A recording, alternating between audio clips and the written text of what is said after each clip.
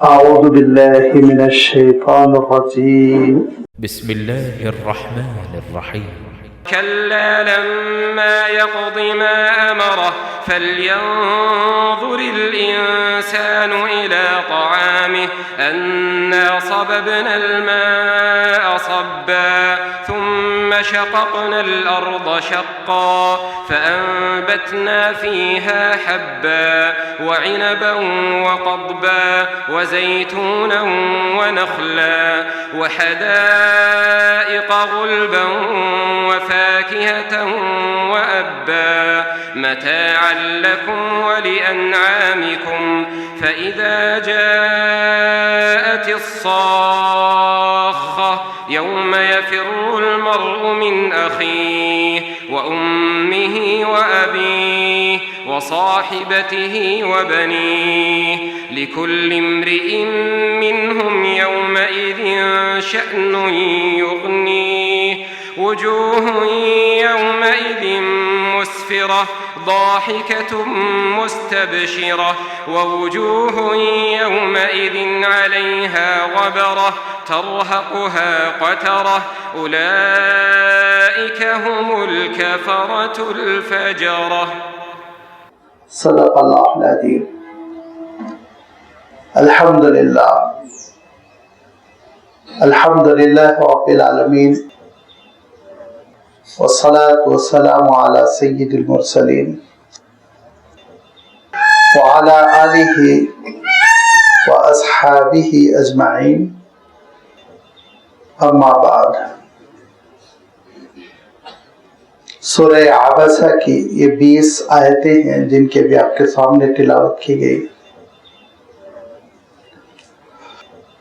آیت نمبر 23 سے سلسلہ شروع ہوا اور 42 پر ختم ہوا. ان آیتوں میں 3 اہم موضوعات ہیں،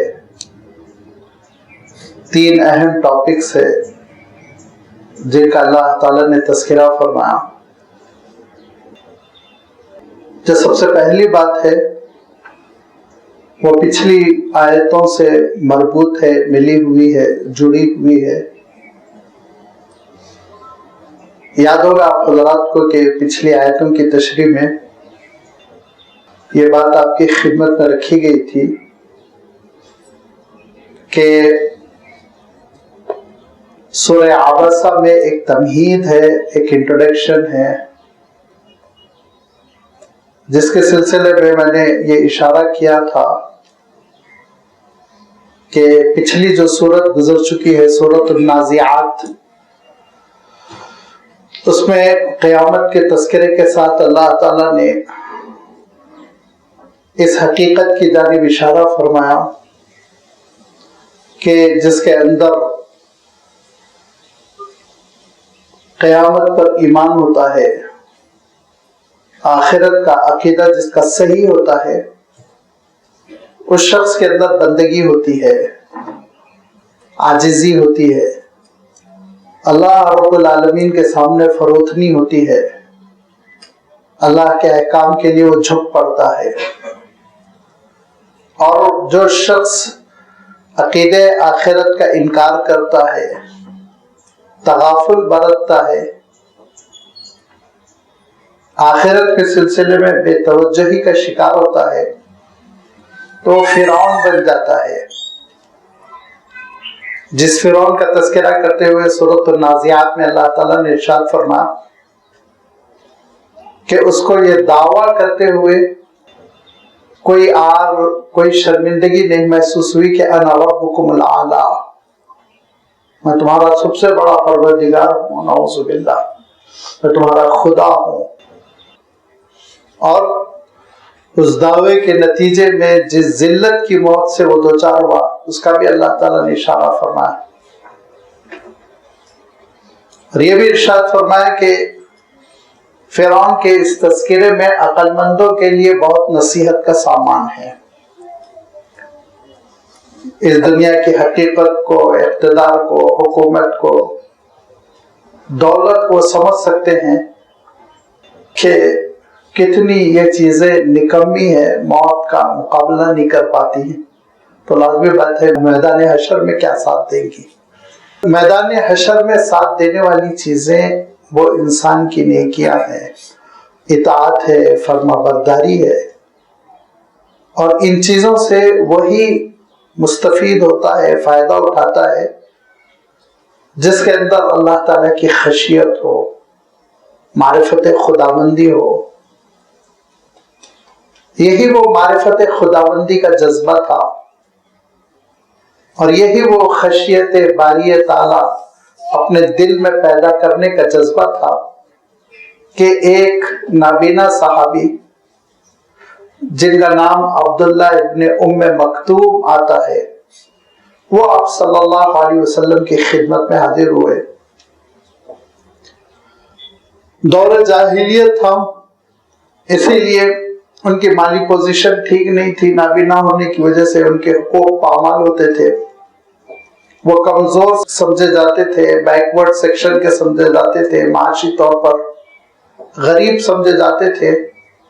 लेकिन अल्लाह ताला ने फरमाया उनका दिल बहुत चमकता हुआ था, वो तस्किए कल्ब चाहते थे, अपने दिल को साफ सुथरा करना चाहते थे, और वो चाहते थे कि अल्लाह ताला की खशियत, खौफ खुदा जिसको हम आम इस्तिलाह में कहते हैं, वो खौफ खुदा पैदा करना चाहते थे, और इस जज्बे के साथ अल्लाह के रसूल सल्लल्लाहु अलैहि वसल्लम की खिदमत में हाजिर होते। एक मर्तबा वो हाजिर हुए, और उस वक्त आप सल्लल्लाहु अलैहि वसल्लम सरदाराने कुरैश से, कुरैश के जो लीडर्स थे, वीआईपीस जो अपने आप को समझते थे, जिसमें अबू जहल का नाम आता है, उतबा का आता है तस्करा, शैबा का आता है, उमय्यद इब्न खलफ का आता है, बड़े बड़े लोग थे, ये बड़े ताजिर थे, सरदार थे। इनको अल्लाह के रसूल सल्लल्लाहु अलैहि वसल्लम इस्लाम से आगाह फरमा रहे थे। और मैंने अर्ज किया था, ये वो जमाना था कि अभी बाइकॉट की कैफियत नहीं थी, बटे हुए नहीं थे, अभी दावत का इब्तिदाई मरहला था। और मैंने ये भी अर्ज किया था कि इन सरदारों के दिल में गुरूर था, तकब्बुर था, जिसको आप फिरौनियत से ताबीर कर सकते हैं। फिरौनियत ही बैठी हुई, हम बड़े हैं, सरदार हैं। उस मौके पर हजरत अब्दुल्ला इब्ने उम्मे मक्तूम रज़ियल्लाहु ताला अन्हु की हाजिरी उनको जरा नागवार गुजरी कि ये हम अहम लोग बैठे हुए वीआईपीस, और हमारी गुफ्तगू हो रही है, कुरैश के आला ओहदेदार हम लोग, और उसमें ये साहब बीच बीच में घुस रहे हैं। अल्लाह के रसूल सल्लल्लाहु अलैहि वसल्लम थोड़ी सी तवज्जो हजरत अब्दुल्ला इब्ने उम्मे मक्तूम की जानिब कम दे रहे थे, और उसमें आप सल्लल्लाहु अलैहि वसल्लम का कोई शख्सी फायदा नहीं था, बल्कि आप सल्लल्लाहु अलैहि वसल्लम ये चाहते थे कि ये बड़े बड़े लोग इस्लाम कबूल करें तो इस्लाम को फरोग हो, दीन जल्दी फैल जाए, ये जज्बा था। और आप जानते हैं दाई का ये जज्बा बहुत काबिल तहसीन होता है, लेकिन अल्लाह ताला इरशाद फरमाता है कि फिरौनी दिल रखने वालों के मुकाबले में वो नाबीना गरीब जिसका बंदगी का दिल है वो अल्लाह के पास अहम है। लिहाजा आबसा व तवल्ला, आपने जो मुंह फेर लिया उससे, आपने जो उस पर तवज्जो न दी, ये मुनासिब नहीं था। वो आया है अपने तस्किये के लिए, अपने दिल को साफ करने के लिए, अपनी तरबियत के लिए, अपने दिल में खौफ खुदा पैदा करने के लिए। आप उस पर तवज्जो दीजिए जिनके दिलों में गफलत भरी हुई है, गुरूर भरा हुआ है, फिरौनियत भरी हुई है, बात नहीं कबूल करना चाह रहे हैं, उनको छोड़िए आप, वो तबाह होंगे, बर्बाद होंगे। क्योंकि अगर उनके अंदर तरबियत का जज्बा है, अपनी इस्लाह की फिक्र है, तो मजलिस में कौन बैठा है कौन नहीं बैठा है इससे उनको क्या लेना देना। अल्लाह के रसूल सल्लल्लाहु अलैहि वसल्लम खिताब फरमा रहे हैं, अल्लाह के रसूल सल्लल्लाहु अलैहि वसल्लम आगाह फरमा रहे हैं, इससे बढ़कर और क्या एजाज है। लेकिन ये अपने दिल की उस बुराई को, अपने दिल की उस बीमारी को, उस रोग को निकालना नहीं चाहते, یہ وہ روگ ہے جو زنگ کی طرح ان کے دلوں میں لگ گیا ہے. لہذا ارشاد فرمائے کہ آپ جو اللہ کی کتاب پیش کر رہے ہیں، جو آیتیں سنا رہے ہیں، ان کو یہ سمجھنا چاہیے تھا کہ کتنی عظیم الشان نعمت ہے جو مل رہی ہے. اللہ کی کتاب مل رہی ہے، قرآن پاک کی آیتیں سنائی جا رہی ہیں. ان آیتوں کی عظمت سمجھتے کہ ان آیتوں کو لے کر فرشتوں کا ایک جلوس اترتا ہے، جبرائیل امین اس کی قیادت کرتے ہیں. فرشتوں کی صفت یہ ارشاد فرمایا کہ بِأَيْدِي سَفَرَةٍ كِرَامٍ بَرَرَةٍ، یہ وہ معزز سفراء ہیں جو اللہ تعالیٰ کے پاس باعزت ہیں، امانت دار ہے، با وفا ہے، کسی قسم کی ان سے کوئی خطا نہیں ہوتی، بھول چوک نہیں ہوتی، کوئی ان پر غالب نہیں آتا. ایسے فرشتے اللہ کا کلام آپ تک پہنچا رہے ہیں اور اس اللہ کے کلام کو آپ پیش کر رہے ہیں. تو قتل الانسان ما اکفرہ، کتنا بڑا ناشکرہ ہے وہ انسان جس کا انکار کر دے، کفر کرے، قبول نہ کرے، غور نہیں کر رہا ہے وہ کس چیز سے پیدا کیا گیا. ہوگا وہ قریش کا سردار، ہوگا وہ کعبے کا متولی، لیکن کس چیز سے پیدا کیا گیا؟ من ای شیء خلقہ، من نطفۃ، ایک نطفے سے پیدا کیا گیا ہے. پھر اللہ تعالیٰ نے ساری چیزیں مقدر فرما دی اور اللہ تعالیٰ نے اس کے لیے ہدایت کو قبول کرنا یا گناہوں کے راستے پر چلنا، یہ اللہ تعالیٰ نے صلاحیت دے دی، اختیار دے دیا. ثم السبیل یسرا، اس اختیار کے ساتھ ایک بندہ زندگی بسر کرتا ہے کہ اس کے سامنے سچائی آتی ہے اور سچائی کو قبول کرے نہ کرے، یہ بندے کا امتحان ہے. متعدد مقامات ہیں قرآن پاک میں جس میں اللہ تعالیٰ نے صراحت کر دی کہ دیکھو ہم نے صلاحیتیں پوری دے دی، سننے کی، سمجھنے کی، غور کرنے کی، فکر کرنے کی، نصیحت حاصل کرنے کی، ساری صلاحیتیں ہم نے تم کو دے دی. اور اس کے بعد تمہارا ایک امتحان ہے. وہ امتحان یہ ہے کہ فَمَنْ شَاءَ فَلْيُؤْمِنْ وَمَنْ شَاءَ فَلْيَكْفُرْ، جو چاہے ایمان کے راستے پر چلے، جو چاہے کفر کے راستے پر چلے، اپنا اپنا راستہ منتخب کر لو. جس راستے پہ چلو گے اس منزل تک پہنچو گے. ایمان کے راستے پہ چلو گے، فرما برداری کے راستے پہ چلو گے، نیکیوں کے راستے پہ چلو گے، جنت منزل ہوگی. انکار کے راستے پہ چلو گے، فرعون کے راستے پہ چلو گے، ابلیس کے راستے پہ چلو گے، جہنم تک پہنچو گے. سوچ لو تم کون سا راستہ اختیار کرنا چاہتے. آگے چل کے آئے گا کہ وَهَدَيْنَاهُ النَّجْدَيْنِ، دونوں وادیاں ہم نے بتا دی. حق کی وادی، سچائی کی وادی کیا ہے، برائی کی، گناہوں کی وادی کیا ہے. وَهَدَيْنَاهُ النَّجْدَيْنِ فَلَاقْتَحَمَ الْعَقَبَةَ، وہ ہوتے ہیں اولو العزم، بلند ہمت لوگ جو بھلائی کے راستے پہ چلتے ہیں، اس میں مشکلات کا مقابلہ کرتے ہیں، ثابت قدم رہتے ہیں. اور کہیں اللہ تعالیٰ نے ارشاد فرمایا کہ فَجَعَلْنَاهُ سَمِيعًا بَصِيرًا وَهَدَيْنَاهُ السَّبِيلَ إِمَّا شَاكِرًا إِمَّا كَفُورًا. سننے والا، دیکھنے والا، سمجھدار بنا کر ہم نے تم کو بھیج دیا اور ہم نے بتا دیا ہدایت کیا ہے، سچائی کیا ہے. صحیفے نازل ہو گئے رسولوں کا اسوہ تمہارے سامنے. اما شاکرن، شکر گزار بن کر زندگی بسر کرو، اما کافر، ناشکرہ بن کر، کفورا، اللہ تعالیٰ کی نعمتوں کا انکار کر کر زندگی بسر کرو. دونوں کے انجام بھی ہم نے بتا دیے. لہذا ارشاد فرمایا کہ دیکھو تمہارے سامنے راستہ آسان کر دیا گیا ہے. آگے اور بھی آپ دیکھیں گے سورۃ اللیل میں اللہ تعالیٰ ارشاد فرماتا ہے کہ جو برائی کے راستے پہ چلنا چاہتا ہے تھوڑے دنوں کے بعد برائی کا راستہ اس کے لیے کنٹرول میں آ جاتا ہے. جو نیکی کے راستے پہ چلنا چاہتا ہے شروع میں محسوس ہوتا ہے رکاوٹیں، لیکن کچھ دنوں بعد اس کے لیے وہ راستہ بہت آسان ہو جاتا ہے، ماحول بن جاتا ہے. اس کے لیے 5 وقت نماز پڑھنا ممکن ہو جاتا ہے، اس کے لیے انفاق ممکن ہو جاتا ہے، اس کے لیے حج و عمرہ ممکن ہو جاتا ہے. ساری رکاوٹیں دیکھتے دیکھتے دور ہو جاتی ہیں.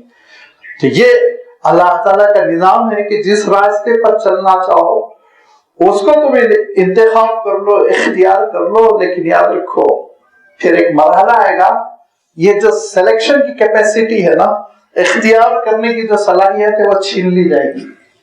وہ چھین لی جائے گی، جیسے کہ سورۃ القیامہ میں آیا ہے کہ اس وقت جب کہ ایڑی سے ایڑی رگڑنے لگو گے، نرخرے میں دم گھٹنے لگے گا، نزع کا عالم ہوگا، قصہ ختم ہو جائے گا، یہ اختیار تمہارا ختم ہو جائے گا۔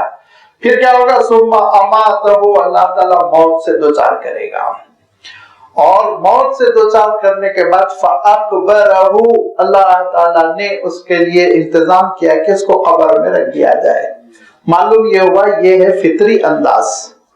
فطری انداز یہی ہے کہ قبر بنائی جائے اور قبر میں رکھا جائے، لیکن انسان جب بھٹکتے ہیں اور اللہ کے صحیفوں سے، آسمانی دینوں سے، آسمان کے جو مذاہب ہیں ان سے جب وہ محروم ہو جاتے ہیں تو طرح طرح کے خرافات، کوئی جلا رہا ہے، کوئی لے جا کے اوپر رکھ رہا ہے کہ چیل اور گدھ آ کے لاش کو نوچ نوچ کے کھاتے رہے، الگ الگ طریقے پھر ابلیس پٹی پڑاتا ہے، ایجاد کر دیتا ہے۔ لیکن اللہ تعالیٰ نے تو قبر ہی کا مشورہ دیا، فَأَقْبَرَهُ، اللہ تعالیٰ نے تمہارے لیے قبر کا انتظام کیا کہ قبر میں رکھ دیا جائے۔ کیسے؟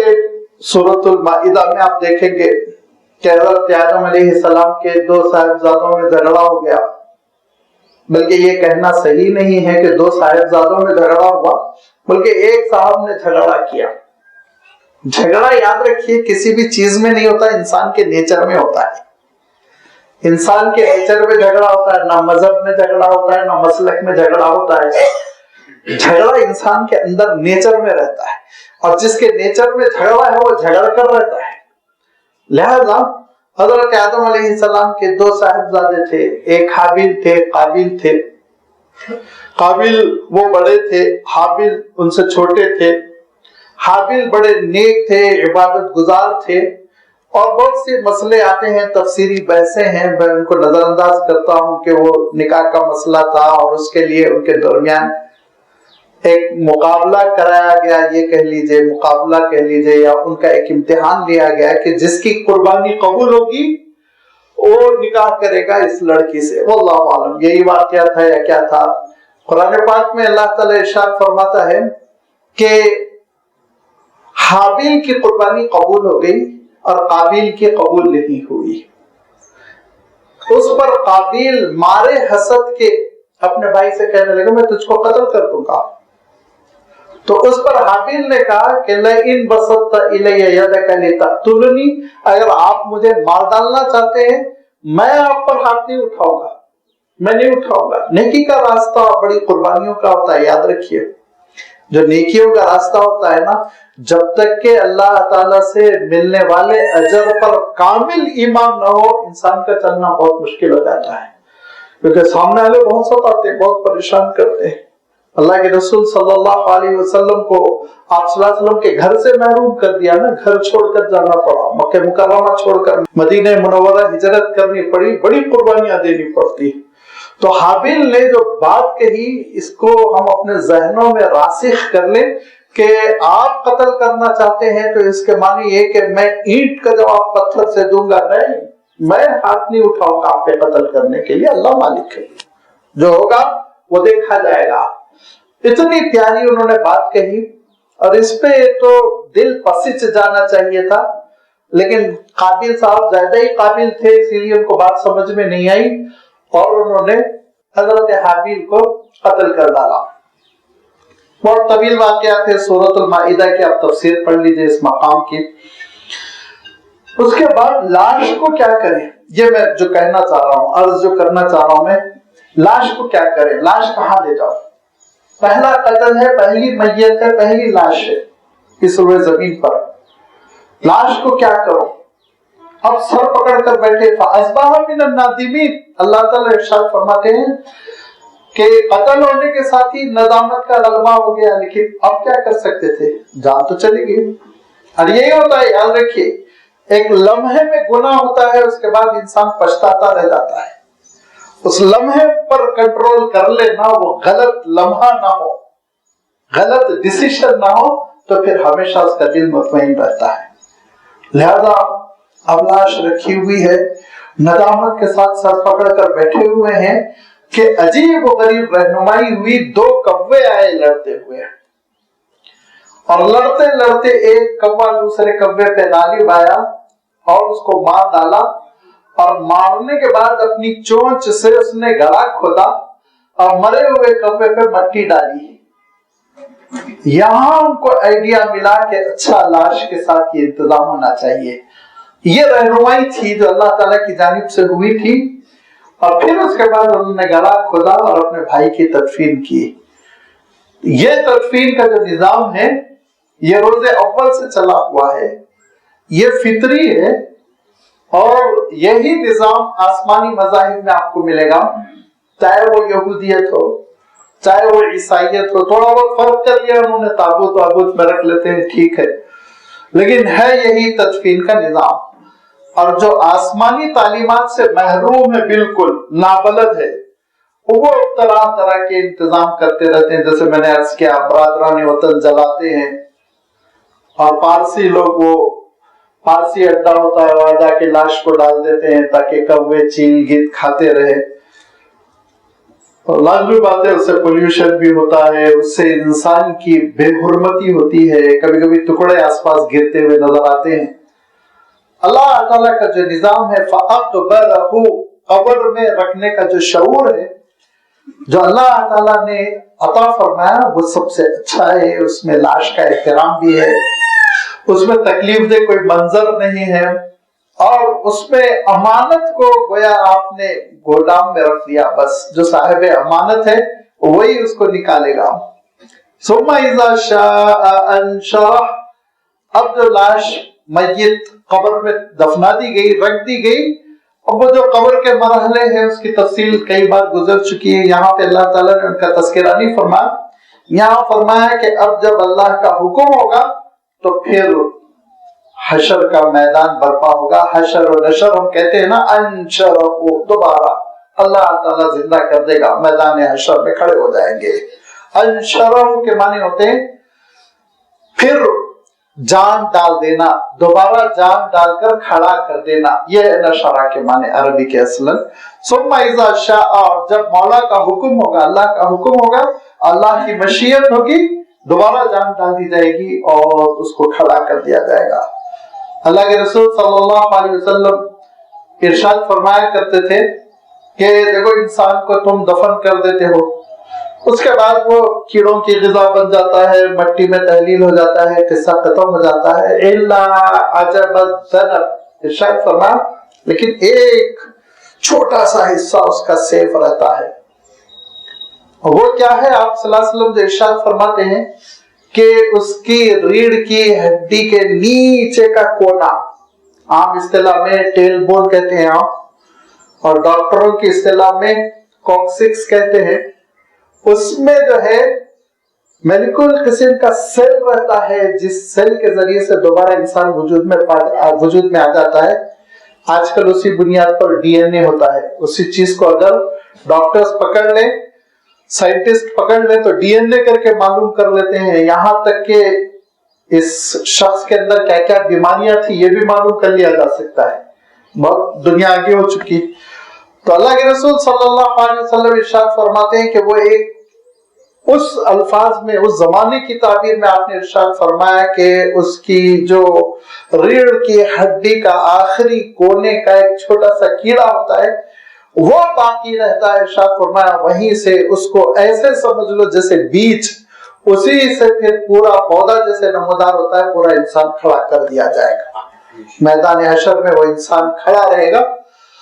ثم اذا شاء انشرح كلا لما يقضي ما امره، اور پھر اس ناشکر انسان سے، انکار کرنے والے انسان سے کہا جائے گا، کلا، ہرگز نہیں، جو تجھ کو حکم دیا تھا اس پہ تو نے اب تک کسی قسم کا کوئی عمل نہیں کیا۔ ما امرہ، اللہ نے جو حکم دیا تھا اس پر تو نے کوئی تعمیل نہیں کی، اس حکم کو نہیں بجا لایا۔ مفسرین نے فرمایا اوامر تکوینی بھی مراد ہے، اوامر تشریعی بھی مراد ہے۔ اوامر تکوینی کیا ہے کہ اللہ تعالیٰ نے جب روحوں کو پیدا کیا تو روحوں سے گواہی لی، الست بربکم، کیا میں تمہارا رب نہیں ہوں؟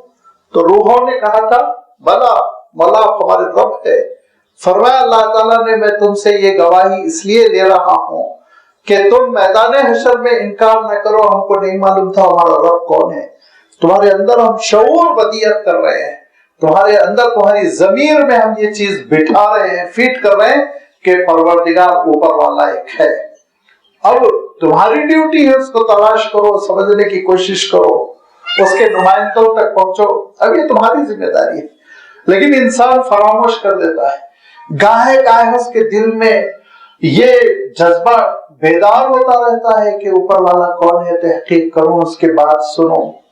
مصیبتیں آتی ہیں تو غور کرتا ہے, جب بہت ناکامیوں کا سامنا کرنا پڑتا ہے, ساری اس کی پالیسیوں پہ پانی پھر جاتا ہے, سوچتا ہے اوپر والا اوپر والا, لیکن اوپر والے تک پہنچنے کی کوشش نہیں کرتا اور اپنے جذبے پہ مٹی ڈال کر اس کو مردہ کر دیتا ہے, تب وہ کفر پہ مرتا ہے.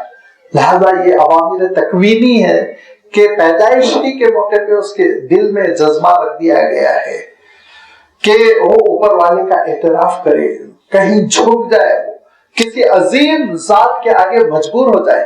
ہر انسان کے اندر, بڑے سے بڑے کافر کے اندر ہے, بڑے سے بڑا نافرمان ٹوٹ کے ایک مرتبہ ضرور کہتا ہے کہ قدرت کو یہی منظور تھا. قدرت کے معنی کیا ہے؟ قادر کو یہی منظور تھا, قدرت رکھنے والے کو یہی منظور تھا. لیکن اس قادر کی تلاش نہیں کرتے اور تلاش نہ کرنے کی وجہ سے گمراہ ہو جاتے ہیں. اور کلا لما یقضی ما امرہ, عوامر تشریع بھی مراد لیے گئے, شریعت کے احکام آسان الفاظ میں, کہ اللہ تعالیٰ نے جو شریعت عنایت فرمائے اور اس کے جو احکام ملے ہیں, وہ احکام میں عقیدہ ہے, وہ احکام میں عبادتیں ہیں, وہ احکام میں معاملات ہے, اس کی پوری تفصیل ہے. تو اللہ تعالیٰ کے وہ احکام جن کا تعلق شریعت سے ہے اس کو بھی جاننے کی کوشش نہیں کرتا, اس کی بھی تعمیل نہیں کرتا ہے, اور کفر کے ساتھ, انکار کے ساتھ اللہ تعالیٰ کے دربار میں حاضر ہوگا تو لازمی بات ہے مصیبت ہوگی, پھنس جائے گا. لہذا اس کے لیے ارشاد فرمایا کہ ضرورت اس بات کی ہے کہ اپنے رب کو پہچانو, اپنے مالک کو پہچانو. کیسے پہچان سکتے؟ فَلْيَنْظُرِ الْإِنسَانُ إِلَىٰ طَعَامِهِ, میں عرض کرتا رہتا ہوں کہ اس کائنات میں آپ کسی بھی چیز پر غور کر لیجئے, اندرون اور بیرون.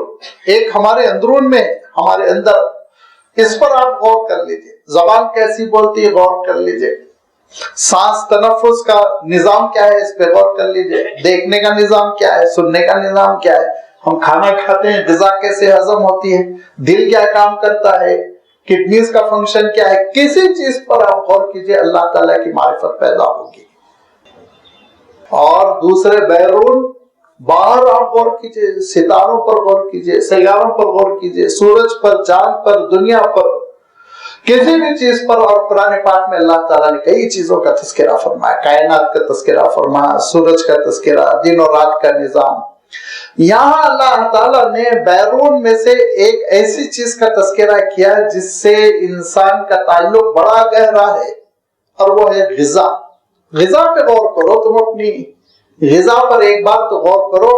فَلْيَنْظُرِ الْإِنسَانُ, تو ضرور غور کرے انسان, إِلَىٰ طَعَامِهِ, اپنے کھانے پر, طعام پر, غذا پر.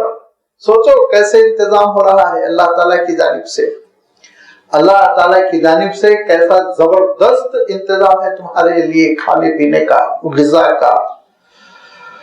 اَنَّا صَبَبْنَا الْمَاءَ صَبًّا, کہ ہم آسمان سے پانی کو انڈیل دیتے ہیں, ہلکے پھلکے چھینٹے آ جائے, رمجھم بارش ہو جائے تو ہمارا کام نہیں چلے گا. ہم تو شہروں میں رہتے ہیں اسی لیے اتنا محسوس نہیں ہوتا, لیکن دیہاتوں میں جائیے جہاں کھیتی ہوتی ہے وہاں تو عالم یہ ہوتا ہے کہ بندشیں بنا کر پانی اتنا جمع کیا جاتا ہے کہ تالاب جیسے ہو جائے, گھٹنے گھٹنے تک پانی ہوتا ہے, تب جا کے چاول کے درخت اور پودے نکلتے ہیں وغیرہ وغیرہ. کتنا پانی اللہ تعالیٰ برساتا ہے. انا سببنا الماء صبا, بے شک ہم نے پانی کو انڈیل دیا. انزلنا نہیں فرمایا, دیکھیے صبا کے معنی ہوتے انڈیل دینا, خوب پانی دینا. ہم نے زبردست بارش کی, خوب پانی برسایا.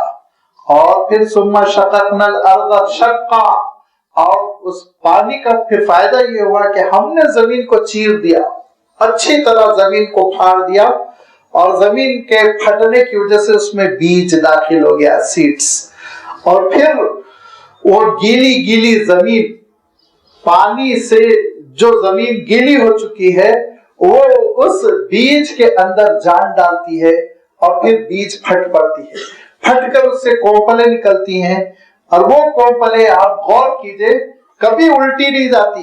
कोई भी बीज, आजकल हो सकता है तरक्की हो गई तो हो गई होगी, खेती के निजाम से इतनी वाकियत मुझे भी नहीं है, लेकिन कोई भी बीज आप देखेंगे किसान बहुत सेट नहीं करता ऐसा, उसका मुंह किधर होना चाहिए, उसकी दुम किधर होना चाहिए, वो छिड़क देता है, फैला देता है वो। और जब बीजें फैला दी गई तो एक उल्टी है, एक सीधी है, एक खड़ी हुई है, एक बैठी हुई, मुख्तलिफ शक्लों में पड़ी हुई है, लेकिन आपने देखा कि कोई बीज की कोंपल और उसका जो छोटा सा दरख्त निकलता है नरम नरम सा, वो उल्टा जमीन के अंदर गई हो। कौन है जो हुक्म दे रहा है कि तू आसमान की तरफ निकल, सीधे बाहर जमीन से वो निकलती है। और कभी कभी तो कई किलो का बोझ होता है उसके ऊपर, 3-4 किलो की मट्टी होती है, लेकिन सबको वो चीरते हुए नरम सी शाखें कैसे बाहर निकलती है। इरशाद फरमाया फशक़क़ना लर्ज़ शक़्क़ा, हम है जो जमीन को चीरते हैं, फ़अंबतना फ़ीहा हब्बा, और फिर हम बरामद करते हैं उसमें से किसको, हब्बन, हब्बन कहते हैं जितनी दाने वाली ग़िज़ाएं हैं, उसमें चावल आएगा, उसमें गेहूं आएगा, उसमें दालें आएगी और उसमें जौ आएगी, उसमें जवारी आएगी, जितने दाने होते हैं उनको हब्बुन कहते हैं, हबूब, हब दानों को कहते हैं।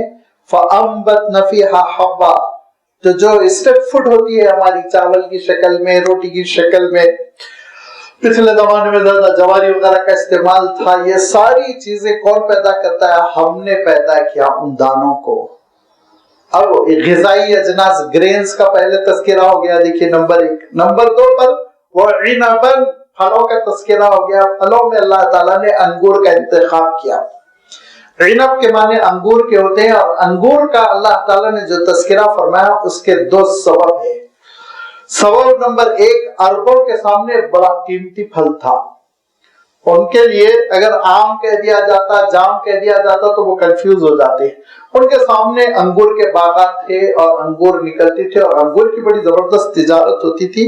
उसका एक सबब था, दौरे जाहिलियत में उस पे शराब वराब भी बनाते थे। तो अंगूर एक ऐसा फल था जो अरबों की मार्केट में बहुत मारूफ था, नंबर 1। नंबर 2, फलों में अल्लाह ताला ने अंगूर का इसलिए तस्करा किया कि अजीब और गरीब बात यह है कि उस छोटे से फल में जिस मिकदार में कार्बोहाइड्रेट और जिस मिकदार में ग्लूकोज इंजेक्ट कर दी जाती है, अकल हैरान रह जाती है। पानी पानी, मीठा, बिल्कुल शक्कर का जुज़ है जैसे कि उसमें भर दिया गया है। तो ये फलों में एक मुमताज फल है, इसीलिए अल्लाह ताला ने बतौर निशानी अंगूर का तस्करा किया। नंबर 3, वक़ज़्बा, क़ज़्बन कहते हैं तरकारियों को, सीधा सीधा तर्जुमा तरकारी। जितनी तरकारियां हैं जिसमें वो तरकारियां जो कच्ची ही खा ली जाती हैं, वो तरकारियां जिनको बतौर सालन पकाया जाता है, सब आ जाता है क़ज़्बन में। तो इरशाद फरमाया हम है जो दानेदार ग़िज़ाओं को पैदा करते हैं, हम है जो अंगूर को पैदा करते हैं, हम है जो तरकारियों को पैदा करते हैं। वो ज़ैतूनन, चौथे नंबर पर अल्लाह ताला ने जैतून का तस्करा फरमाया, गोया आपके पूरे तेल का तस्करा हो गया। ईडेबल ऑयल जो होता है, लाजमी बात है अब हम 2500 चीजों से तेल हासिल करते हैं, लेकिन अरब जैतून ही से तेल हासिल करते थे। और आज भी जैतून का तेल जितना मुफीद है, और वो कच्चा खाने के लिए अलग बनता है, पकवान के लिए अलग जैतून का तेल बनता है, और वो इतना मुफीद है, क्या क्या उसकी फजीलतें वतीनी व जैतून में इंशाअल्लाह आपके सामने बात बातें आएंगी। तो लिहाजा गोया इशारा है कि तेल जिन दानों से, जिन फलों से या जिन चीजों से बरामद होता है, उसका जो नुमाइंदा फल है वो है जैतून, उसका भी तस्करा फरमा दिया। और इरशाद फरमाया कि वो नखला और खजूर, खजूर के दरख्त के अरबों के लिए तो बहुत बड़ा सरमाया था।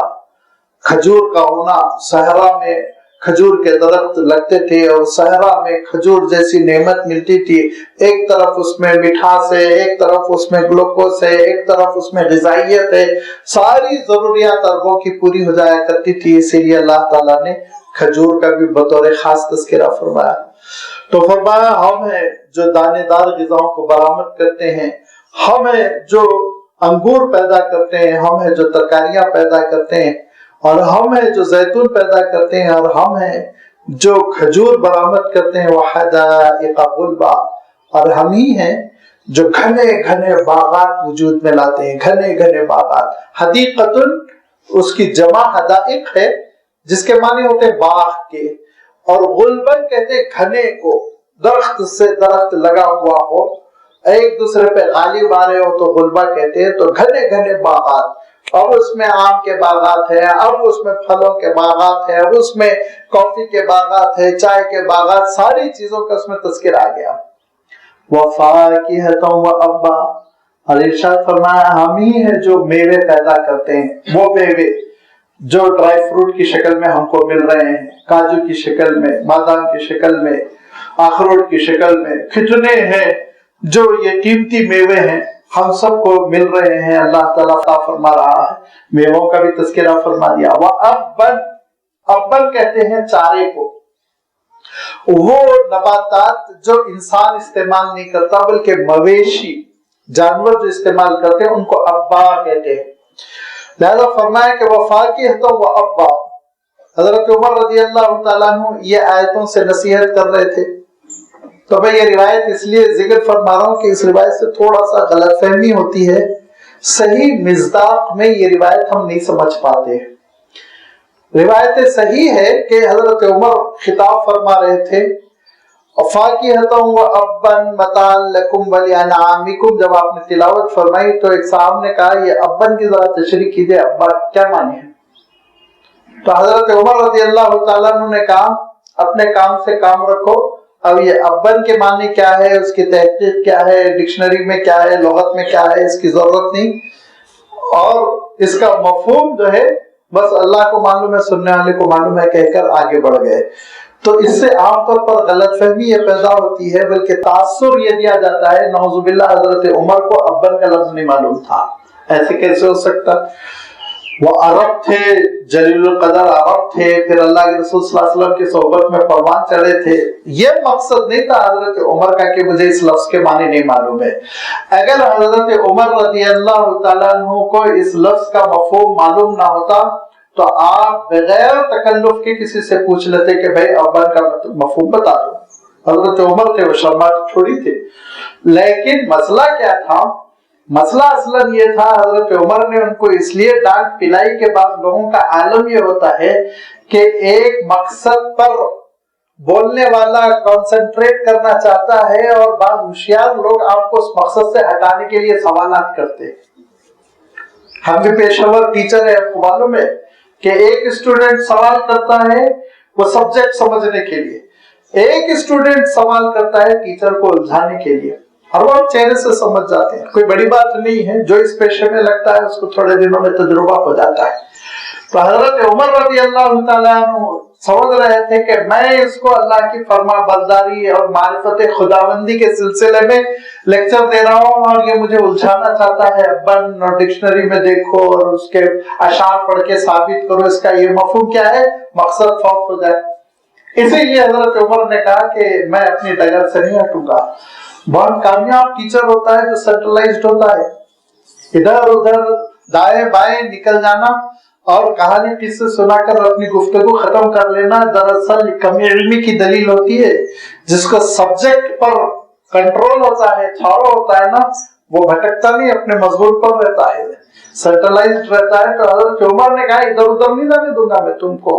وہ عبقری تھے نا، تو بہت جینیس تھے حضرت عمر رضی اللہ تعالیٰ۔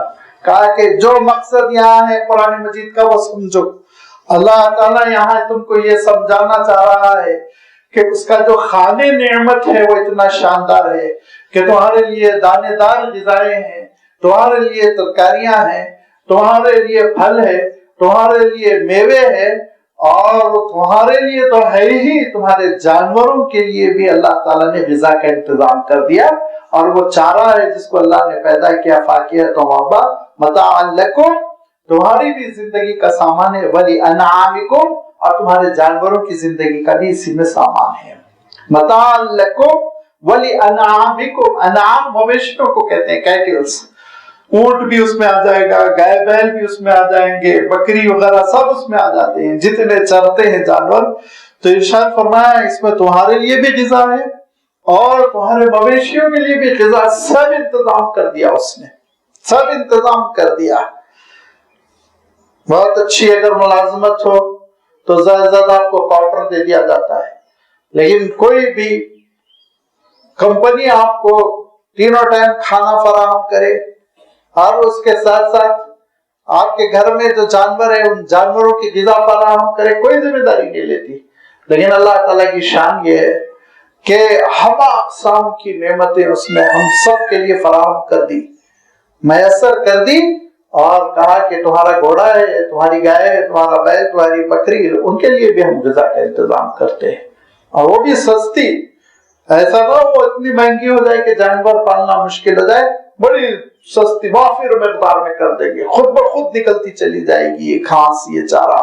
یہ اللہ تعالیٰ کی شان ہے، اور اس شان کریمی کا نتیجہ کیا ہوا کہ ہمارے لیے گوشت کا استعمال آسان ہو گیا، گوشت کا استعمال بھی آسان ہو گیا ہے۔ انعام کہہ کے اللہ تعالیٰ نے اشارہ کر دیا کہ چند مویشی ایسے ہیں جن کے گوشت سے بھی تم فائدہ اٹھا سکتے ہو، دودھ سے فائدہ اٹھا سکتے ہو، وہ دودھ کو دہی بنا سکتے ہو، مکھن بنا سکتے ہو، تمہارے دسترخوان کو کس طرح سجا دیا ہو، تم غور کرتے ہو؟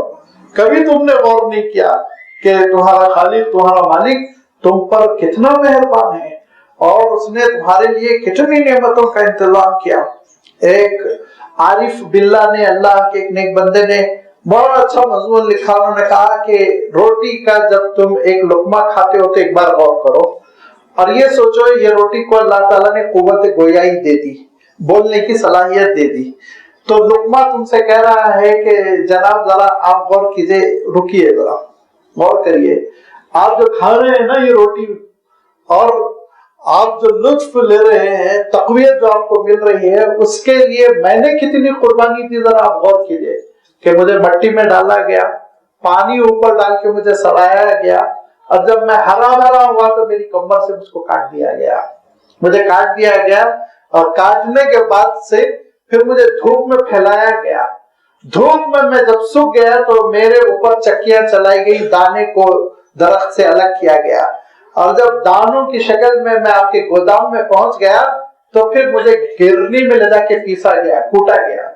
کوٹ کے مجھے آٹے میں تبدیل کر دیا گیا، اور آٹا بننے کے بعد جب میں آپ کے گھر پہنچا تو پھر مجھے گوندا گیا، روندا گیا، پھر مجھے بیلا گیا، اور توے پہ مجھے جلایا گیا، میرا وجود جل گیا، میں جل کے پھل گیا آپ کے مزے کے لیے، آپ کے مزے کے لیے، آپ کی طاقت کے لیے، آپ کی غذائیت کے لیے۔ یہ اللہ کی شان ہے، یہ اللہ کی شان ہے۔ اگر اللہ تعالیٰ بکروں کو زبان دے دے، اگر اللہ تعالیٰ گائے بیل کو زبان دے دے تو ذبح ہوتے وقت وہ کہیں گے کہ ٹھیک ہے، اللہ کا شکر ہے کہ میں اس کے حکم پہ ذبح ہو رہا ہوں، لیکن ایک بار غور کرو، مجھے میرے ماں باپ سے جدا کیا گیا، مجھے میرے بچوں سے جدا کیا گیا، میرے بچوں کو میرا دودھ نہیں پینے دیا انسان، اور ان کو بھوکا رکھا، لیکن اپنے بچوں کو میرا دودھ پلایا، اور آج تم میرے گردن پر چھری چلا رہے ہو، میری کھال الگ بیچو گے، میری ہڈی الگ بیچو گے، میرے گوشت کے ٹکڑے ٹکڑے کرو گے، اس سے تمہاری بریانی پکے گی، ایک بار اپنے رب کا شکر تو ادا کرو، ایک بار زبان سے تو کہو الحمدللہ الذی اطعمنی وسقانی وجعلنی مسلمین، ایک بار تو کہو کم سے کم۔ ہزاروں بار کھاتے ہو، بہت کم، قلیل من عبادی الشکر، بہت کم شکر گزار بندے ہوتے ہیں جو شکر کرتے ہوئے کھاتے ہیں، جو شکر کرتے ہوئے پیتے ہیں۔ فرمایا غور کرو نا تم کو کیسے اللہ تعالیٰ نے نعمت عنایت فرمائی، یہ زندگی کا سامان ہے، اس سے تم لطف اندوز ہو رہے ہو۔ دوسرا مضمون جو میں نے عرض کیا تھا کہ 3 باتیں ہیں۔ پہلی بات تو یہ پچھلی آیتوں سے مربوط کہ قیامت کا دن جب برپا ہوگا تو کہا جائے گا کہ انہوں نے اللہ کے احکام پر عمل نہیں کیا، نہ شریعت کے احکام پر، نہ فطرت کے احکام پر جو اللہ تعالیٰ نے الستو بربکم کے ذریعے سے دیا تھا۔ اور دوسری بات یہ کہ اللہ تعالیٰ نے جو نعمتیں عنایت فرمائی ان نعمتوں پر انسان غور کرے۔ میں نے ابھی تھوڑی دیر پہلے عرض کیا، کوئی ایک چیز لے لیجیے آپ، ہمارے ارد گرد جو پھیلی ہوئی چیزیں ہیں ان میں سے کوئی ایک چیز، ایک پھل لے لیجیے آپ، ایک روٹی لے لیجیے آپ، چاند کو لے لیجیے، سورج کو لے لیجیے، چھوٹی چیز کو لیجیے، بڑی چیز کو لیجیے، اور اس کے بعد تحلیل کرتے ہوئے آپ غور کیجیے کہ اللہ تعالیٰ نے کتنا بہترین انتظام فرمایا، اور اس حکیم رحیم پروردگار نے ہمارے لیے کیا کیا انتظامات کیے، ذرا آپ سوچئے۔ لیکن اس سب کا انکار کرتا ہے انسان، اور ناشکری کرتا ہے، ناقدری کرتا ہے، توبہ نہیں کرتا، اپنے فرعون کو پال پوس کے بڑا کر لیتا ہے، دل میں غرور بھرا ہوا، اسی غرور کے ساتھ مرتا ہے تو قبر میں بطور امانت رکھ دیا جاتا ہے۔ اور پھر اللہ تعالیٰ ارشاد فرماتا ہے یہاں تک کہ سور پھونکا جائے گا، فَإِذَا جَاءَتِ الصَّاخَّةُ، صاخہ اس چیخ کو کہتے ہیں جس چیخ کی وجہ سے کان پھٹ جائے، انسان بہرا ہو جائے۔ میں عرض کرتا رہتا ہوں سور جب پھونکا جائے گا تو ہم ایک آواز سنیں گے، وہ آواز ایسا لگے گا جیسے زیر زمین کوئی بلڈوزر چل رہا، گھڑ گھڑ گھڑ گھڑ، تھر تھر زمین کانپ رہی۔ گھر میں آپ دیکھیں گے گھر میں ارتعاش ہے، گھر تھوڑا ہل رہا ہے، کپ کپا رہا ہے۔ ساؤنڈ پاور بہت خطرناک چیز ہوتی ہے، لہذا اس آواز کی وجہ سے انسان گھروں سے باہر نکل کے تحقیق کرنا چاہیں گے کیا ہونے والا ہے، نہیں سمجھ میں آئے گا، گھروں میں بند ہو جائیں گے۔ لیکن جب یہ محسوس ہوگا کہ یہ تو چھت گرنے والی ہے اور یہ دیوار چٹکنے والی ہے، ٹوٹنے والی ہے، تو سوچیں گے نہیں بھائی اب کسی میدان میں جانا چاہیے۔ لہذا گود میں بچوں کو لے کر، پیٹ پہ سامان باندھ کر، امیاں بھی ایک دوسرے کا ہاتھ پکڑ کے اب گھروں سے نکل کے بھاگنے لگیں گے اور میدانوں کی طرف جا رہے ہوں گے، اور آواز بڑھ رہی ہوگی، اس کے مقدار بڑھتی جا رہی ہوگی جس کی وجہ سے سینے پھٹ رہے ہوں گے، اور آواز بڑھتے بڑھتے عالم یہ ہو جائے گا کہ پوری دنیا کانپنے لگے گی، تھر تھر تھر تھر، اور اتنی بڑھ جائے گی آواز کے سمندر ابلنے لگیں گے۔ آگے کی صورت آ رہی ہے اذا الشمس کورت واذا النجوم انکدرت واذا الجبال سیرت واذا العشار عطلت، اور تفصیل کے ساتھ یہ منظر اللہ تعالیٰ نے خود بیان کیا۔ یہ وہ سور کا پھونکا جانا ہوگا، اور پھر دھیرے دھیرے ایک مرحلہ آئے گا کہ انسان یہ سوچے گا کہ یہ پیٹھ پہ بلا وجہ سرٹیفکیٹس اور یہ زیورات اور اہم کاغذات ڈاکومنٹس کا بوجھ لادے ہوئے ہوں، لگتا ہے اب یہ کام آنے والا نہیں، لہذا بیگ نکال کے پھینکے گا۔ تھوڑا کلومیٹر 2 کلومیٹر جائے گا، آواز اور بڑھ جائے گی تو وہ یہ سوچے گا کہ یہ بلا وجہ بیٹے کو اٹھایا ہوا ہوں، اس کو چھوڑو۔ بیوی کا ہاتھ چھوڑ دے گا، بیوی شوہر کا ہاتھ چھوڑ دے گی، گود کے بچے کو، یہاں تک کہ ایک مرحلہ ایسا آئے گا کہ ماں دودھ پیتے بچے کو بھی کونے میں ڈال دے گی، میں بچ جاؤں بس ہے، کہیں نکل جاؤں میں۔ اور یہ کیفیت کبھی کبھی اللہ تعالیٰ دنیا میں دکھا دیتا ہے، جب بھگدڑ مچتی ہے تو لوگ کس طرح اپنے اعزاء کو چھوڑ دیتے ہیں، تو آپ سوچئے وہ تو عظیم الشان بھگدڑ ہوگی۔ اور پھر اس کے بعد سے ارشاد فرمایا ہے کہ ایک وقت آئے گا یوم یفر المرء من اخیہ، کہ لوگ اپنے بھائی سے منہ چھپانے لگیں گے، اپنے بھائی کو چھوڑ کر بھاگیں گے۔ پہلے لفظ بھائی کا استعمال ہوا، پھر وہ امہ و ابیہ ماں کا ہے، پھر والد کا ہے، وہ صاحبتہ و بنیہ پھر اہلیہ کا ہے، اور پھر بچوں کا ہے۔ عجیب و غریب ترتیب ہے، لیکن اس ترتیب پہ آپ غور کیجئے۔ مفسرین نے بہت بامانہ نقطہ نکالا، کہا کہ دیکھیے اگر ہم دنیا کی زندگی میں دیکھیں تو سب سے پہلے ڈیفنس کرنے کے لیے بھائی آتا ہے، بھائی بھائی کے ساتھ لڑتا ہے، کھڑا ہو جاتا ہے، کون ہے جو میرے بھائی پہ ہاتھ اٹھا رہا ہے۔ سب سے پہلے دفاع کے لیے بھائی کی ضرورت پڑتی ہے، کوئی بھی انسان لڑتا ہے تو بھائی کو پکارتا ہے، بھائی ذرا آؤ دیکھو۔ موجودہ دور کے بھائیوں کی طرح نہیں کہ بھائی بھائی کا دشمن بنا ہوا ہے، پچھلے زمانے میں بھائی بھائی کا سپورٹر ہوتا تھا، بھائی کے لیے جان دے دینا چاہتے تھے۔ قدریں بدل گئی، یہ یورپ نے جس کلچر نے جس دلدل میں ہم کو پھنسا دیا ہے نا، رشتہ داریاں بدل گئی ہے، تصورات بدل گئے، عقیدے بدل گئے، ورنہ بھائی بھائی کا رشتہ اتنا پیارا ہوتا تھا، کوئی بھائی کسی بھائی کی تکلیف کو گوارا نہیں کرتا تھا، جان دے دیتے تھے. تو لہذا اور عربوں میں تو اتنی اہمیت تھی کہ ایک عرب شاعر کہتا ہے جب میرا بھائی پکارتا ہے کہ بھائی میری مدد کے لیے آ جاؤ تو میں یہ نہیں دیکھتا ہوں دشمن کون ہے، اپنا ہے پرایا، میں اپنے بھائی کے لیے کھڑا ہو جاتا ہوں، اندھا بن کے کھڑا ہو جاتا ہوں. تو عربوں میں یہ نظام تھا. لہذا اللہ تعالیٰ نے بھائی کا تذکرہ پہلے ہی کیا. یوم یفر المرء من اخیہ، بھائی بھائی کے کام نہیں آئے گا. کوئی بھائی کسی بھائی کے کام بنانے کی پوزیشن میں نہیں ہوگا. وہ امی و ابی، اور اس دن راہ فرار اختیار کرے گا آدمی اپنی ماں سے، جس کے اندر شفقت ہوتی ہے اور اولاد کے اندر جذبہ ہوتا ہے ماں کی خدمت کرے، ماں کا ساتھ رہے. لیکن اس دن ماں سے بھی راہ فرار اختیار کریں گے. وہ ابھی ہی، باپ سے بھی منہ موڑ لیں گے، والد کے ساتھ بھی ہمدردی نہیں کرنا چاہیں گے. ہر شخص یہ ڈر رہا ہوگا کہ میں اگر بھائی کے اوپر، امی کے اوپر، ابا کے اوپر توجہ دوں تو کہیں ایسا نہ ہو میری جان چلی جائے.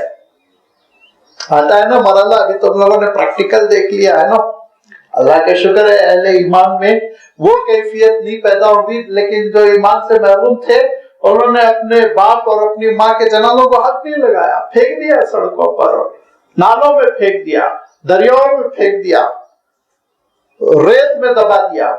یہ کیفیت پیدا ہوئی ایک چھوٹے سے اندیشے کی وجہ سے. لیکن جب یہ اندیشہ حقیقت میں تبدیل ہو جائے کہ اس کی وجہ سے میری گردن پھنسے گی، تو آپ سوچئے ذرا انسان کے اندر کتنی تبدیلی پیدا ہو جائے گی. یوم یفر المرء من اخیہ، وہ دن ایسا دن ہوگا کہ بھائی بھائی سے منہ پھیر کر بھاگ رہا ہوگا، بیٹا ماں سے منہ پھیر کے بھاگ رہا ہوگا، اور بیٹا باپ سے منہ پھیر کے بھاگ رہا ہوگا. وہ صاحبتی، اور جان نچھاور کرنے والا شوہر اپنی بیوی سے بھاگ رہا ہوگا. اس کے برعکس بھی سمجھ لیجئے، بیوی شوہر پہ توجہ دینے کو گوارا نہیں کرے گی. وہ بنی ہی، اور وہ اولاد جس پر انسان شفقت کرتا ہے، محبت کرتا ہے، جن کے لیے کبھی کبھی دنیا میں مر مٹتا ہے، پوری عمریں کھپا دیتا ہے، وہ اولاد سے بھی منہ پھیر کر بھاگنا شروع کر دے گا. سب ایک دوسرے کو چھوڑ کر نفسی کا عالم ہوگا، اپنے بچاؤ کی سوچیں گے. یہ وہ قیامت کا دن ہوگا جب کہ سور پھونکا جائے گا. لِكُلِّ امْرِئٍ مِّنْهُمْ يَوْمَئِذٍ شَأْنٌ يُغْنِيهِ، وہ دن ایسا دن ہوگا کہ ہر ایک کے ساتھ اس کا اپنا معاملہ ہوگا جو اس کو دوسروں سے بے نیاز کر رہا ہوگا.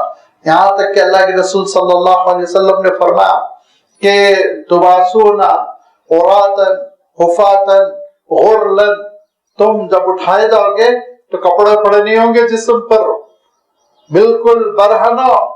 تو حضرت ام المومنین عائشہ رضی اللہ تعالیٰ عنہ نے کہا اللہ کے رسول بڑی شرم آئے گی، تو بالکل برہنہ ہوں گے. تو آپ صلی اللہ علیہ وسلم یہی آیت پڑھتے ہوئے کہتے ہیں کہ نہیں بی بی، لِكُلِّ امْرِئٍ مِّنْهُمْ يَوْمَئِذٍ شَأْنٌ يُغْنِيهِ، کسی کو کسی کی فکر نہیں ہوگی، نہیں دیکھ رہا ہوگا کہ کپڑے ہے بھی کہ نہیں ہے جسم پہ. سب کا عالم یہ ہوگا بے نیاز ہو رہے ہوں گے، اپنی مصیبت میں پھنسے ہوئے ہوں گے. لہذا ارشاد فرما کہ دنیا میں کبھی کبھی بھائی کو بھائی کی محبت نبھانے کے لیے گناہ کرنے پڑتے ہیں. دنیا میں کبھی کبھی اپنے کنبے کے لیے، اپنے خاندان کے لیے، اپنے اہل و عیال کے لیے، اپنی بیوی کے لیے، اپنے بچوں کے لیے انسان جائز سے ناجائز کی طرف چلا جاتا ہے اور غلط سلط کام کر جاتا ہے، ظلم کرتا ہے، لڑتا ہے، جھگڑتا ہے. یہ ساری رشتہ داریاں اس دن ببال بن جائے گی، مصیبت بن جائے گی. لہذا رشتہ داریوں کو قیامت کے دن نجات کا ذریعہ بناؤ، رشتہ داریوں کو قیامت کے دن ببال مصیبت کا ذریعہ نہ بناؤ.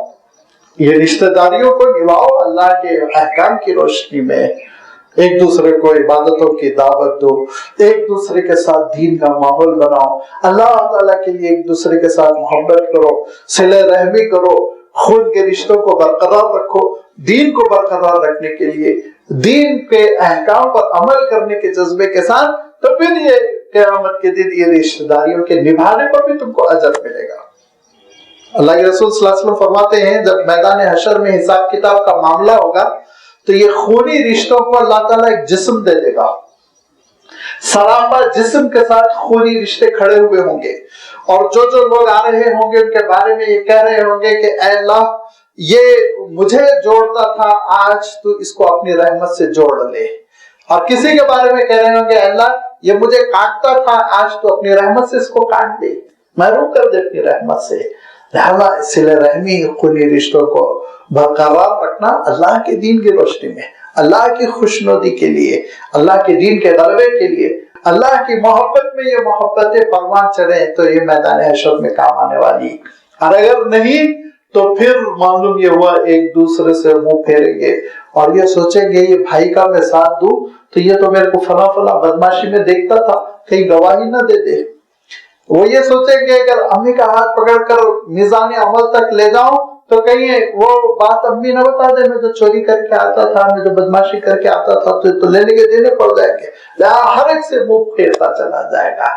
گناہوں میں معاون بنو گے، قیامت کے دن رشتے مصیبت بن جائیں گے، نیکیوں میں معاون بنو گے، قیامت کے دن یہ رشتے سفارشی بن جائیں گے۔ اس حقیقت کو ہم سمجھ کر آگے بڑھیں۔ وہ دن ایسا دن ہوگا کہ ہر شخص کو اپنی فکر لگی ہوئی ہوگی۔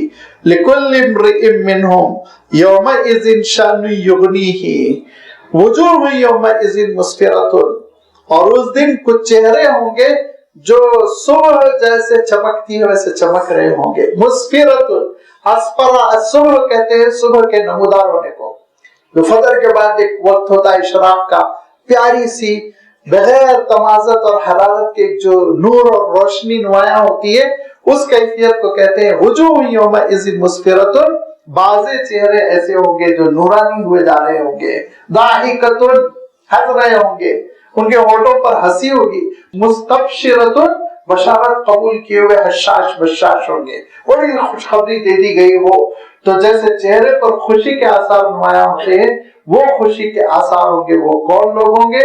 جن کا نام اعمال سیدھے جانب سے سامنے سے ان کو مل جائے گا، ان کو یہ یقین ہو جائے گا کہ الحمدللہ بیڑا پار ہو گیا۔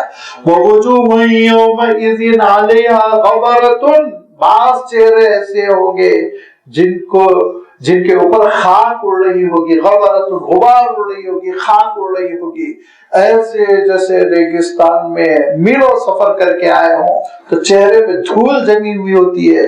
ترہقها قترۃ، اور چہرے پر کالک مل دی گئی ہوگی، سیاہی مل دی گئی ہوگی۔ دوسری جگہ ارشاد فرمایا کیسی سیاہی؟ کَأَنَّهُ قِطَعٌ مِّنَ اللَّيْلِ مُظْلِمًا، رات جیسے کالی ہوتی ہے ویسا چہرہ کالا ہو جائے، سیاہ ہوا جا رہا ہوگا۔ اور یہ وہ لوگ ہوں گے اولئک هم الکفرۃ الفجرہ، جنہوں نے انکار کیا تھا، جو منکر تھے، یا پھر فجرۃ، جو فاجر تھے، اللہ کے احکام کو توڑتے تھے، نافرمانی کرتے تھے، بائیں ہاتھ کی جانب سے پیچھے سے آ کے ان کا نام اعمال چمٹ جائے گا اور ان کو پتہ چل جائے گا کہ اب ناکامی ہے، اب پھنس گئے، میزان عمل پر نیکیوں کا پلڑا ہمارا بھاری نہیں ہو سکے گا، گناہوں کا پلڑا بھاری ہوگا، لہذا پیشگی وہ گھبرا گئے ہوں گے، مایوس ہو چکے ہوں گے، چہرے پر دھول اڑ رہی ہوگی۔ لہذا فرمایا دیکھو اگر اس دن کے چہرے ہنستے ہوئے خوبصورت بنانا چاہتے ہو تو پھر نہ کافر بنو نہ فاجر بنو، نہ انکار کرنے والے بنو، نہ گناہوں سے لطف اندوز ہونے والے بنو، گناہوں میں اپنے ہاتھوں کو رنگنے والے بنو، دونوں سے بچنے کی کوشش کرو۔ جب عقیدہ بھی اچھا ہوگا، اعمال بھی اچھے ہوں گے، انشاءاللہ پھر وہ جنت کی نعمتوں سے مالا مال ہوگے۔ اس دن پھر رشتوں کا پاس و لحاظ بھی کر سکو گے، سفارشی بھی بن سکو گے، اپنے اہل خانہ کے لیے کوشش بھی کر سکو گے کہ اللہ تعالیٰ ان پر رحم و کرم فرمائے۔ اور اگر تم اس دن غلط راستے پہ چلے ہوئے ہو تو سوائے پچھتاوے کے، ناکامی کے، بدنامی کے، سیاہ چہرے کے اور کوئی چیز ہاتھ نہیں آئے گی۔ دونوں راستے تمہارے سامنے ہیں، فمن شاء فلیؤمن ومن شاء فلیکفر، اختیار تمہارا ہے کس راستے پہ چلنا ہے، چوائس تمہارے لیے ہے، منتخب کر لو۔ وآخر دعوانا ان الحمدللہ رب العالمین۔